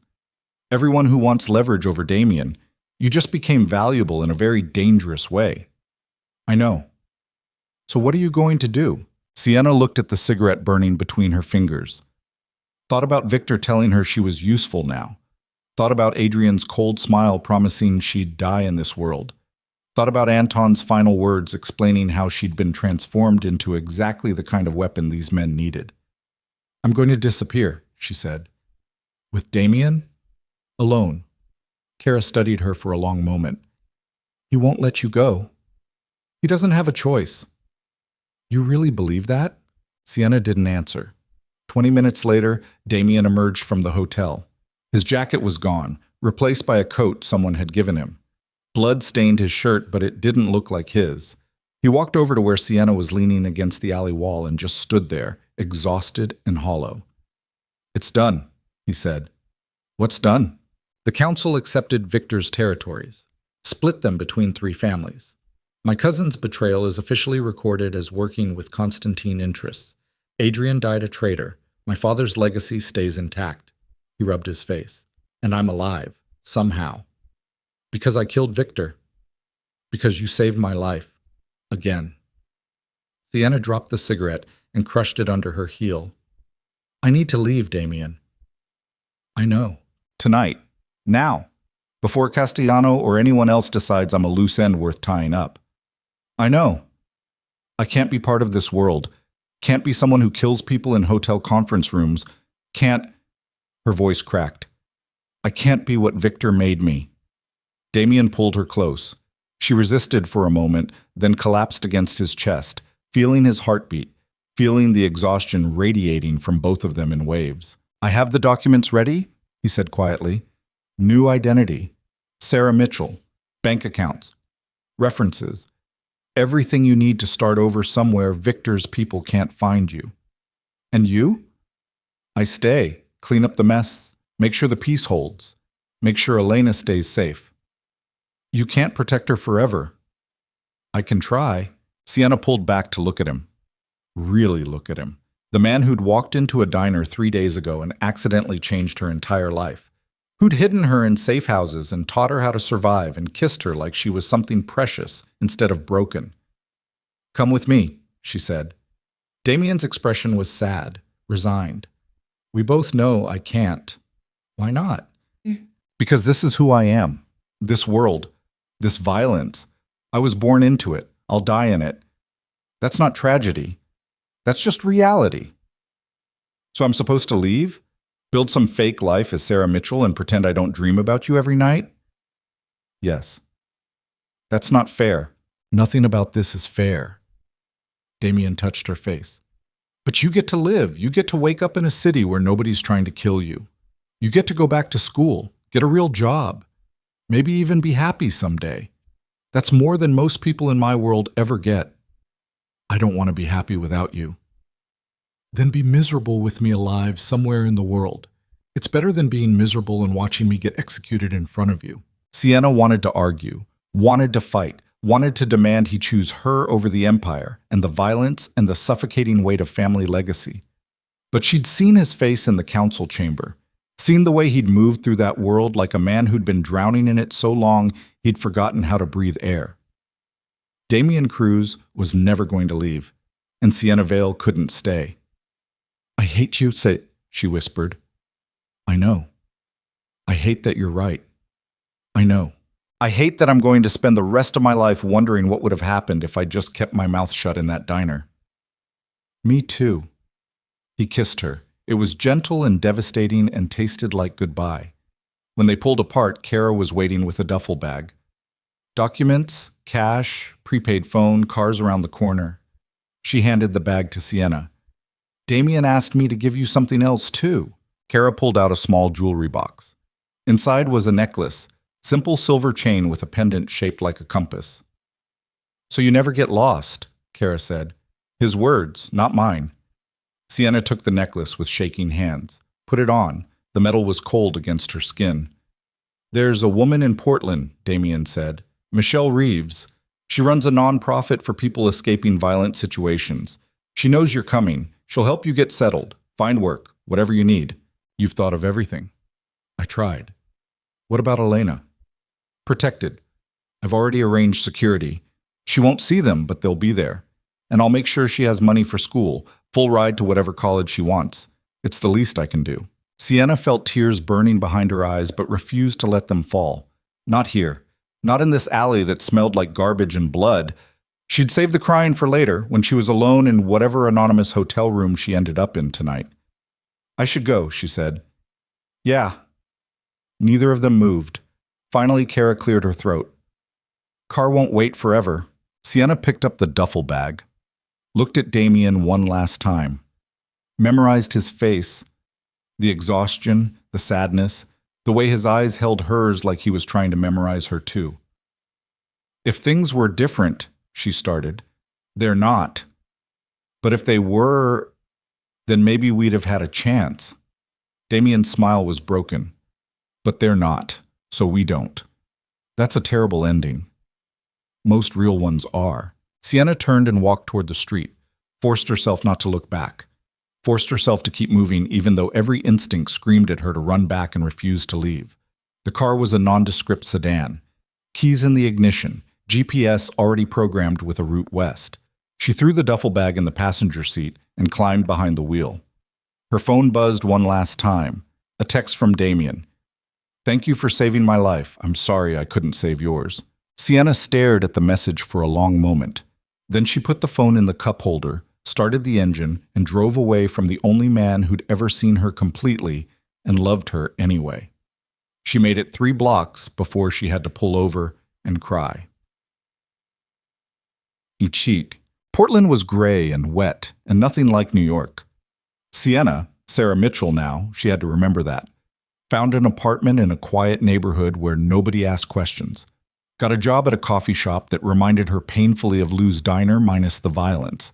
Enrolled in community college classes. Started building a life that looked normal from the outside. Inside, she was still bleeding. Michelle Reeves turned out to be exactly what Damien had promised. A lifeline disguised as a nonprofit director. She asked no questions about Sienna's past, just helped her navigate the practical realities of starting over. New social security number, new references, new story about escaping an abusive relationship back east. It wasn't technically a lie. Elena called every few days. Sienna had told her a version of the truth, that she'd witnessed something dangerous, that powerful people wanted her gone, that she had to disappear for a while. Elena had cried and screamed and eventually accepted it the way 17-year-olds accept anything incomprehensible, by pretending it made sense and moving forward anyway. When can I see you? Elena asked during one call. I don't know, maybe never. That's not fair?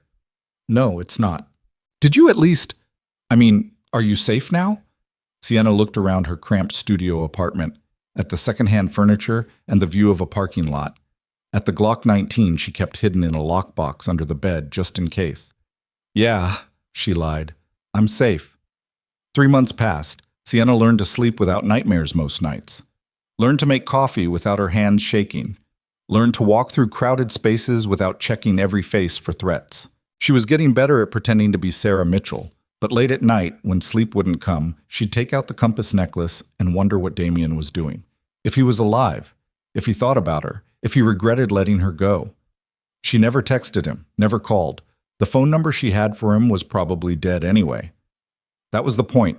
Clean break, total separation. It was killing her slowly. One Tuesday in March, Sienna was closing up the coffee shop when a woman walked in. Mid-40s, professional, carrying herself with the kind of quiet authority that immediately put Sienna on edge. Sorry, we're closed, Sienna said. I'm not here for coffee. The woman sat down at a table. I'm here to talk about Damien Cruz.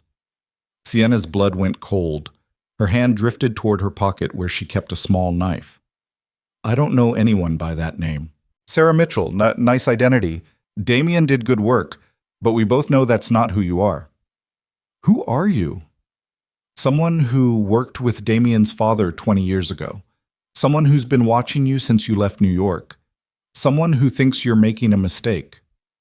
What mistake? The woman pulled out a tablet and set it on the table. pressed play on a video. The footage showed the interior of what looked like a restaurant. Expensive, downtown somewhere. Damien sat at a table with three men Sienna didn't recognize. Business meeting, from the looks of it. Then one of the men pulled a gun. Sienna's heart stopped. But Damien moved faster. Disarmed the shooter, put him down hard. His guards swarmed in. The other two men at the table raised their hands in surrender. The video ended. "That was 2 weeks ago," the woman said. "Third attempt on his life since you left. Each one gets closer, each one more coordinated. The piece is fracturing, the families are testing him, and without someone he trusts at his side, he's going to get killed." He has guards. Guards aren't what he needs. He needs someone who will tell him the truth, someone who sees him as a person instead of a weapon, someone who cares if he lives or dies. He told me to leave. Because he's an idiot. Because he thinks protecting you means pushing you away. Because he doesn't understand that you're stronger together than apart. Sienna sat down across from the woman. "Why are you telling me this?" "Because Damien's father was my partner for 15 years. Because I watched that family destroy itself from the inside through pride and isolation. Because I don't want to watch the same thing happen to his son. So you want me to go back, walk back into that world, become a target again. I want you to stop pretending you're Sarah Mitchell." The woman leaned forward. "You killed 2 men to protect him. You walked into a council meeting with a gun in your hand.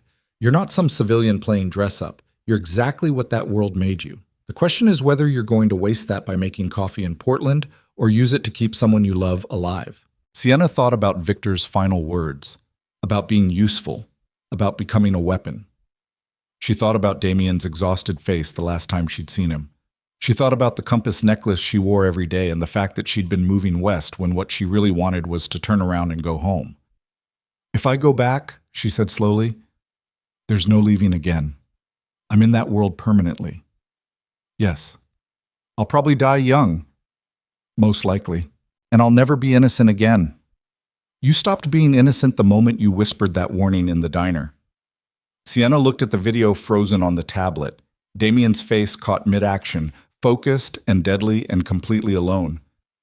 "How do I get back?" she asked. The woman smiled. "I have a plane waiting." Geek. New York looked the same, but felt different. Or maybe Sienna was different, and the city just reflected that back at her. She didn't go to any of the old safe houses, didn't contact Damien's people. Instead, she found him the old-fashioned way, by remembering he'd once mentioned liking a specific park bench in Central Park where he could watch the reservoir at dawn. She found him there at 6 a.m. on a Thursday, sitting alone, drinking coffee from a paper cup, looking more tired than any 30-year-old should look. Sienna sat down beside him. Damien went very still, didn't look at her, just stared at the water. "You're supposed to be in Portland," he said finally. "I was. It's safer there." "I know. So why are you here?" "Because you're an idiot." Sienna took the coffee from his hand and sipped it. Still black, still terrible. "Because you think protecting me means pushing me away, because you're going to get yourself killed trying to fight this alone." "That's not your problem." "Yes, it is. Because I love you, you stubborn asshole. And I'm not watching you die from 3,000 miles away while I pretend to be someone I'm not." Damien finally turned to look at her. His eyes were red-rimmed, exhausted. "You shouldn't love me." "Probably not. I'm going to get you killed." "Maybe." "This isn't a happy ending, Sienna. This is choosing to drown together instead of apart." "Then hand me the anchor and let's get it over with." For a long moment, Damien just stared at her. Then he laughed, broken and disbelieving, and somehow still genuine. "You're insane." "Learned from the best." He pulled her close and kissed her. It was different from the goodbye kiss in the alley. This one tasted like beginning instead of ending, like choosing each other despite knowing exactly how badly it would probably turn out. When they pulled apart, Damien said, "If you stay, there are rules." "I'm listening." "You train properly. Real training, not 2 hours with Marcus. You learn to fight, to shoot, to survive in this world." "Okay." "You never go anywhere alone, ever, not until the family stop testing me." "Okay." "And you stay away from Elena. No contact, no visits, nothing that can trace back to her." That one hurt. But Sienna nodded anyway. Okay. And one more thing, Damien's voice softened. You remember who you were before all this. You keep that part of yourself alive, because the moment you lose it, the moment you become just another weapon in this world, that's when we've really lost. How am I supposed to do that? I don't know, but we'll figure it out together. They sat on the bench as the sun came up over the reservoir, painting the water gold. Joggers passed by, dog walkers, normal people living normal lives. Sienna and Damien weren't normal anymore. Maybe they never had been, but they were alive, together, and that was going to have to be enough. What? 6 months later, Sienna stood in Damien's penthouse, looking out at Manhattan spreading beneath her like a map of conquered territory. She'd changed since coming back. Harder, faster, more dangerous. Kara had trained her properly this time. Real combat skills, real tactical thinking, real understanding of the world she'd chosen. She wore expensive clothes now, carried weapons concealed with professional ease, attended meetings with the families as Damien's partner, not his weakness, but his strength. The waitress from Lou's diner was gone completely. In her place stood someone Victor Constantine had accidentally created, and Damien Cruz had deliberately refined. Someone who could negotiate treaties and execute traitors with equal efficiency. Someone the other families had learned to respect and fear. Elena had graduated high school and was starting college at Stanford. Full scholarship. Protected by guards she'd never see. Living a life completely separate from Sienna's. They hadn't spoken in months. It hurt less than Sienna expected. Or maybe she'd just gotten better at ignoring pain. Damien came up behind her and wrapped his arms around her waist. Council meeting tomorrow, he said. Castellano's pushing for expansion into Brooklyn. It's going to get ugly. It's always ugly.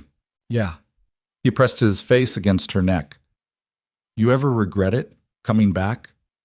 Sienna thought about Portland, about Sarah Mitchell, and coffee shops, and pretending to be someone else, about the compass necklace she still wore every day, and the choice she'd made to turn around and walk back into the fire. Every day, she said honestly. Me too. But I'd make the same choice again. Me too. They stood together in the penthouse high above a city that had tried to break them and failed. Not because they were stronger than the violence, but because they'd learned to carry it together instead of alone. It wasn't the ending either of them had wanted, but it was the ending they'd earned. And in a world where most people didn't survive long enough to get any ending at all, that would have to be enough. Outside, the city glittered with a million lights. A million lives. A million stories playing out in the shadows between the buildings. Somewhere down there, a waitress was serving coffee to strangers who would never know her name. Somewhere down there, a mobster was planning his next move in an endless game of power and survival. Somewhere down there, someone was about to make a choice that would change everything. But up here, in this moment, Sienna and Damien were just two people who'd survived impossible odds and found something that might be love if they squinted hard enough and didn't look too closely at the blood on their hands. The phone rang.